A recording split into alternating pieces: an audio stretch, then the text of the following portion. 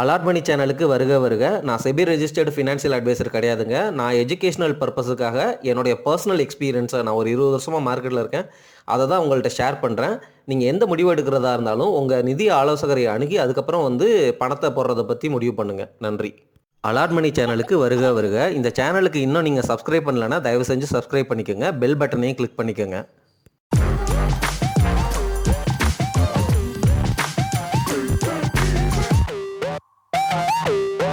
அனைவருக்கும் வணக்கம். நம்ம லைவ் செஷன்ஸ், நான் லைவில் வர்றேங்க சாட்டர்டே சண்டே. அது மட்டும் இல்லாமல் எப்போல்லாம் டைம் ஃப்ரீயாக இருக்கோ அப்போல்லாம் நான் லைவில் வர்றேன். நீங்கள் லைவ் ஜாயின் பண்ணி உங்களுடைய கொஸ்டின்ஸ் அண்ட் கமெண்ட்ஸை தெரிவிங்க. அதில் நிறையா பேர் பயனடைஞ்சிட்டு இருக்கிறாங்க. நீங்களும் ஜாயின் பண்ணி உங்களுடைய கேள்விகளுக்கு பதிலை பெற்றுக்கொள்ளுங்கள். நம்மளுடைய லைவில் ஜாயின் பண்ண முடியலைன்னா நம்ம சேனல்லையே லைவ் அப்படிங்கிற மெனுக்கு கீழே நம்ம ரெக்கார்ட் பண்ண அந்த லைவ் வாய்ஸஸ் உங்களால் கேட்க முடியும். நீங்கள் அதை வீடியோவாக கிளிக் பண்ணி கேட்டு என்ன லைவ் செஷனில் நடக்குது, என்ன மாதிரி கேள்விகள் கேட்குறாங்க, அதுக்கு நான் என்ன மாதிரி பதில் சொல்கிறேன் அப்படிங்கிறத பார்த்து பயனடைஞ்சு கொள்ளுங்கள். அதே சமயம் போஸ்ட் அப்படிங்கிற செக்ஷன் இருக்குது நம்ம சேனலில். அதில் கரண்ட்டாக மார்க்கெட்டில் என்ன நடக்குது அப்படிங்கிற செய்திகளை உங்ககிட்ட உடனுக்குடனாக நான் போஸ்ட்டில் தமிழ்லே டைப் பண்ணி, தமிழ் இங்கிலீஷ் மிக்ஸ் பண்ணி டைப் பண்ணி உங்ககிட்ட செய்தி துணுக்குகளாகவும் பரிமாறிக்கொண்டு இருக்கிறேன். அதே சமயம் மெம்பர்ஷிப்புக்கு அவங்களுக்கும் நான் மெசேஜஸ் கொடுத்துக்கிட்டே இருக்கிறேன். இதெல்லாம் பார்த்து பயனடைந்து கொள்ளுங்கள். இப்போது எஃப்டியோடைய வட்டி விகிதம் மறுபடியும் குறைய போகுதா அப்படிங்கிறதுக்கான அந்த குயிக் ஆன்சரையும், அது மட்டும் இல்லாமல் சில நியூஸையும் நான் உங்ககிட்ட ஷேர் பண்ணுறேன். நம்ம ஆர்பிஐ 2 தடவை ரேட் கட் பண்ணியிருக்கிறாங்க. இந்த 2 ரேட் கட் பண்ணுறதுக்கு முன்னாடியுமே நம்ம முன்னாடியே சொல்லிட்டோம், இது மாதிரி ஆர்பிஐ ரேட் கட் பண்ண போகிறாங்க. அதனால் ஃபிக்ஸட் இன்கம் இன்ஸ்ட்ருமெண்ட்ஸான எஃப்டி, டெப்ட்டு, பாண்டு இந்த மாதிரி இடங்கள்லாம் வட்டி விகித மாற்றத்தின் காரணமாக உங்களுக்கு வரக்கூடிய இன்கம் குறையும், வட்டி குறையும். அதனால் ஒருவேளை எஃப்டி போடணும் அப்படிங்கிற மாதிரி நீங்கள் பிளானில் இருக்கீங்க அப்படின்னா இந்த ஒரு வருஷத்துக்கு முன்னாடியே போய் நீங்கள் வாங்கிக்கோங்க. வட்டி உங்களுக்கு அதிகமாக கிடைக்கும். ஆர்பிஐ ரேட் கட் பண்ணிட்டாங்கன்னா வட்டி குறைஞ்சிரும். அப்போ போய் எஃப்டி போட்டிங்க அப்படின்னா உங்களுக்கு கம்மியான வட்டி தான் கிடைக்கும் அப்படிங்கிறத நான் முன்னாடியே சொல்லிட்டேன். இப்போ நான் எதுக்கு இந்த வீடியோ பதிவை மறுபடியும் போடுறேன் அப்படின்னா, 3வது ரேட் கட் பண்ண போகிறாங்க. சரிங்களா? அந்த 3வது ரேட் கட் பண்ணுறதுக்கு வாய்ப்பு அதிகமாக இருக்குது. இன்ஃப்ளேஷன் ரொம்ப கீழே போயிடுச்சு. நம்மளுடைய எக்கானமியும் நல்லா க்ரோ ஆகணும். அதனால் இன்னொரு ரேட் கட் பண்ணுறதுக்கும் வாய்ப்பு அதிகமாக இருக்கிறது. ஸோ மறுபடியும் சொல்கிறேன், உங்ககிட்ட எஃப்டி போடணும், 1 வருஷம் 1.5 வருஷத்துக்கு எஃப்டி நான் லாக் பண்ணணும், 80 டேஸ் அந்த மாதிரிலாம் இருக்குது. புரியுதுங்களா? 888 நாளுக்கெல்லாம் எஃப்டி இருக்குது. அந்த மாதிரி எஃப்டியெல்லாம் நீங்கள் போடுற மாதிரி பிளானில் இருக்கிறீங்க அப்படின்னா நீங்கள் இப்போவே பண்ணிக்கோங்க. ஏன்னா ஆர்பிஐ ரேட் கட் பண்ணிட்டாங்க அப்படின்னா எஃப்டியோடைய இன்ட்ரெஸ்ட் உங்களுக்கு கிடைக்கிற வட்டி குறைஞ்சி போயிடும். அதே போல் போஸ்ட் ஆஃபீஸ் ஸ்கீமில் உள்ள வட்டியும் குறையும். போஸ்ட் ஆஃபீஸ் ஸ்கீமில் உள்ள வட்டி குறைஞ்சிச்சுன்னா ஆர்பிஐ ஃப்ளோட்டிங் ரேட் பாண்டுன்னு ஒன்று இருக்குது, அதனுடைய வட்டியும் அதுக்கேற்ற மாதிரி குறையும். ஏன்னா அது ஃப்ளோட்டிங் பாண்டு இல்லையா? ஸோ இந்த விஷயத்தை உங்ககிட்ட பகிர்ந்துக்கிட்டு இன்னும் சில முக்கியமான விஷயங்களும் இருக்குது. அது என்னென்னா, ஆர்பிஐ நம்மளுடைய கவர்மெண்ட்டுக்கு 2.7 லட்சம் கோடி ரூபாயை அவங்க டிவிடெண்டாக கொடுத்துருக்குறாங்க. இது நம்மளுடைய நாட்டினுடைய எக்கானமிக்கு, ஃபிஸ்கல் டெஃபிசிட்டுக்கு, அதாவது நிதியில் ஏற்படுகின்ற, நாட்டினுடைய நிதியில் ஏற்படுகின்ற பற்றாக்குறைக்கு இந்த 2.7 லட்சம் கோடி அப்படிங்கிறது மிகப்பெரிய அமௌண்ட்டு.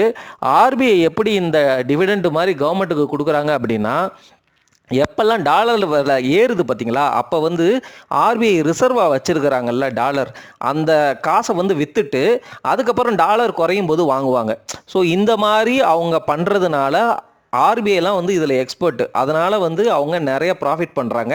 இது ஒரு உதாரணம் தான் நான் உங்கள்கிட்ட சொன்னது. இந்த மாதிரி எடுக்கிற அந்த லாபத்தை, ப்ராஃபிட்டை, டிவிடெண்ட்டை அவங்க கவர்மெண்ட்டுக்கு கொடுக்குறாங்க. மிகப்பெரிய நல்ல விஷயம். நம்ம நாட்டினுடைய பொருளாதாரம், மேக்ரோ எக்கனாமிக் சிச்சுவேஷன் ரொம்பவே நல்லா இருக்குது. உலகத்திலேயே ஃபாஸ்டஸ்ட் க்ரோயிங் எக்கானமி. ஏன் போன வருஷத்தை விட இந்த வருஷம் ஸ்டாக் மார்க்கெட் ரொம்ப டல்லாக இருக்குது அப்படின்னு கேட்டிங்கன்னா, போன வருஷம்லாம் 8.4, 9% அந்த மாதிரி க்ரோத்தை காட்டணும். இப்போ வெறும் 6% க்ரோத்து தான். அடுத்த வருஷம் அல்லது அதுக்கு அடுத்த வருஷம் வந்து மறுபடியும் 8-9% growth வர்றதுக்கு வாய்ப்பு இருக்கிற மாதிரி தான் தெரியுது. நம்ம நாட்டில் ஃபிஸ்கல் டெஃபிசிட்டும் ஓரளவு கண்ட்ரோலில் இருக்குது. நல்ல க்ரூட் ஆயில் விலை குறைஞ்சிருக்குது. இன்ஃப்ளேஷன் நல்லா குறைஞ்சிருக்குது. நம்ம நாட்டினுடைய டேக்ஸ் கட்டு அப்படிங்கிறதுனால மக்கள் கையில் அதிகமாக காசு போக போகுது. ஸோ நம்மளுடைய எக்கானமிக் சிச்சுவேஷன் சூப்பராக இருக்குது. யூஎஸில் இருக்கிற அந்த பிரச்சனை மட்டும் சால்வ் ஆயிடுச்சு அப்படின்னா நம்ம நாட்டினுடைய எல்லா செக்டரும் வந்து இன்னும் நல்லா பண்ணுறதுக்கு வாய்ப்பு இருக்குது. இப்போ வந்து ஐடி ஸ்டாக்ஸை வாங்கலாமா அப்படின்னு என்னை கேட்டிங்க அப்படின்னா, நான் ஆல்ரெடி வந்து ஐடி ஸ்டாக்ஸை வாங்கி வச்சுருக்கிறேன். பெரிய பொசிஷன் எடுத்து வச்சுருக்கிறேன். எனக்கு வந்து ஐடி ஸ்டாக்ஸு கீழே விழுந்தாலும், யூஎஸில் ரெசஷன் வந்து பயங்கரமாக கீழே விழுந்தாலும் எனக்கு கவலை கிடையாது. அப்போவும் காசு இருந்துச்சுன்னா இன்னும் கொஞ்சம் வாங்குவேன். இல்லாட்டி நான் வந்து ஹோல்டு பண்ணுவேன். காரணம் வந்து என்னென்னா, டிசிஎஸ்லாம் 4500 போனப்போ டிசிஎஸ் வாங்கலாமான்னு கேட்டிங்க. இப்போது 3200 3150 தொட்டுட்டு 3500 தான் இருக்குது. நான் வந்து இது வரைக்கும் நான் டிசிஎஸ்ஸே வாங்கலை அப்படின்னா டிசிஎஸ்ஸை 1 2 அப்படிங்கிற மாதிரி அக்குமுலேட் பண்ணிட்டு போவேன். யூஎஸ் ரெசஷன் ஃபியரில் வந்து இன்னும் கீழே உடையுது அப்படின்னா இன்னும் கொஞ்சம் அதிகமாக வாங்குவேன். இது வரைக்கும் நான் வந்து வாங்கவே இல்லை. ஆனால் வந்து நான் 15 வருஷத்துக்கு தான் வச்சுக்க போகிறேன் டிசிஎஸ்ஸை. அந்த மாதிரி வந்து யோசித்தாலும் சிங்கிள் டைமில் வந்து டிசிஎஸ்ஸை இப்போ கூட வாங்குவேன். ஸோ இதுதான் வந்து என் மனசுக்குள்ளே ஓடிட்டுருக்கிற thought. At the same time நான் செபி ரெஜிஸ்டர்ட் அட்வைசர் கிடையாது. நீங்கள் எடுக்கிற முதலீட்டு முடிவுக்கு நீங்கள் தான் பொறுப்பு. என்னைய வந்து காரணம் சொல்லிவிடாதீர்கள். உங்களுடைய ஃபினான்ஷியல் அட்வைசரை கேட்டு முடிவு பண்ணுங்கள். இந்த ஐடியும் ஃபார்மாவும் யூஎஸ் டிபெண்டான செக்டர் அப்படிங்கிறதுனால அந்த 2 செக்டரும் ரொம்ப டல்லாக இருக்குது. என்னை பொறுத்த வரைக்கும் இது எல்லாமே வாய்ப்பாக தான் கருதுகிறேன்.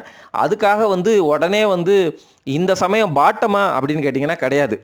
ரெண்டும் டல்லாக தான் இருக்குது. ஆனால் அதே சமயம் வந்து எக்ஸ்பென்சிவாக இருக்குது. சில ஸ்டாக்ஸ் வந்து ஓரளவு ஃபேர் ப்ரைஸில் இருக்குது. புரியுதுங்களா? இந்த மாதிரி ஃபேர் ப்ரைஸில் உள்ள ஸ்டாக்கை வந்து பிடிக்கலாம். ஆனால் மார்க்கெட்டோடைய ஹிஸ்ட்ரியை வந்து பார்த்தீங்க அப்படின்னா ரொம்ப சீப்பான வேல்யூவேஷன்லையும் கிடைக்கிறதுக்கு வாய்ப்புகளை வழங்கி தான் இருக்குது. புரியுதுங்களா? அதனால் மார்க்கெட்டில் என்ன வேணாலும் நடக்கலாம், எப்படி வேணாலும் நடக்கலாம். நம்மளுடைய சூழ்நிலை, நமக்கு காசு எவ்வளவு தேவை இருக்குது, தேவையில்லாத காசை தான் போடுறோமா, இப்போ இதை வாங்கலாமா, இந்த விலையில் வாங்கினாலும் இதிலிருந்து கீழே குறைஞ்சா அப்போவும் என்னால் வாங்க முடியுமா, கீழே குறைஞ்சிட்டா நான் என்ன பண்ணணும் அப்படிங்கிறதெல்லாம் உங்களுக்கு நீங்களே கேட்டுட்டு அதுக்கப்புறம் வந்து இன்வெஸ்ட்மெண்ட் டெசிஷனை நீங்கள் முதலீடு முடிவை எடுங்க. நான் செபி ரெஜிஸ்டர்ட் அட்வைசர் கிடையாது.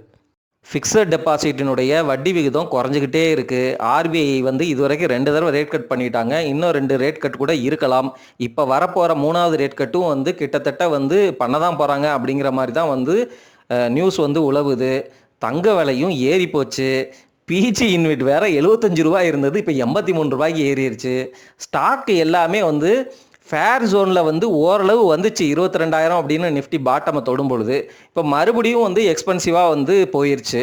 ஆனால் நிஃப்டியோடைய இபிஎஸ்லாம் பார்த்தீங்கன்னா 23 அப்படிங்கிற ரேஞ்சில் இருக்குது. எக்ஸ்பென்சிவ்னா என்ன, ஒரு 10% 15% இண்டிவிஜுவல் ஸ்டாக்ஸு விலை அதிகமாக இருக்குது.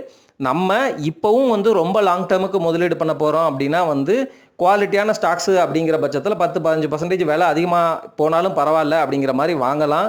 கீழே வந்தால் இன்னும் கூட ஆவரேஜ் பண்ணிக்கலாம். இப்படி ரொம்ப ரொம்ப எல்லா பக்கமும் வந்து நமக்கு வாய்ப்புகள் ரொம்ப ரொம்ப கம்மியாக இருக்குது. இந்த சமயத்தில் வந்து ரொம்ப பெர்ஃபெக்டாக தான் நான் முதலீடு பண்ணுவேன் அப்படின்னு இருக்கிறதும் வந்து நல்ல ஸ்ட்ராட்டஜி தான். காசை வந்து நீங்கள் எஃப்டிலேயோ போஸ்ட் ஆஃபீஸ்லேயோ அல்லது டெப்ட்லேயோ வச்சுக்கிட்டு ஆப்பர்ச்சுனிட்டிக்காக வெயிட் பண்ணலாம். ஆனால் வந்து மார்க்கெட் வந்து நம்மளுடைய மேக்ரோ சிச்சுவேஷன் நல்லா இருக்கிறதுனால இங்கேருந்தும் வந்து 10% வந்து 2-3 வருஷம் கூட மேலே போயிட்டு அதுக்கப்புறம் கரெக்ஷன் ஜோனில் வரலாம்.